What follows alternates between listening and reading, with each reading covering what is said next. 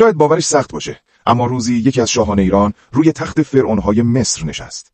نه مثل یک فاتح خونریز، بلکه مثل پادشاهی که مصری‌ها بعدها دربارش نوشتند، او به خدایان ما احترام گذاشت.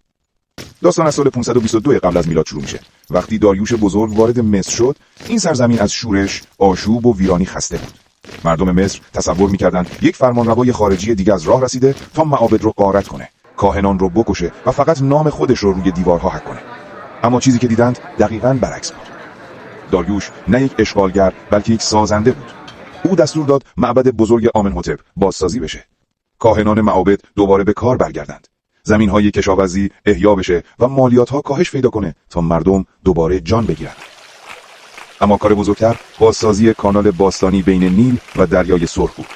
کاری که حتی خیلی از فرعون‌های مصر هم نتونسته بودن انجامش بدن. این کانال دوباره مصر رو به تجارت جهانی وصل کرد و اقتصاد کشور رو زنده کرد.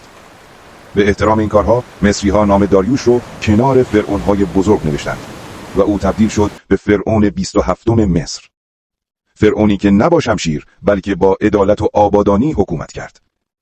شاید کمتر شنیده باشی، اما در تاریخ مصر از داریوش بزرگ با عنوان فرعون دادگر یاد شده. نظر شما چیه؟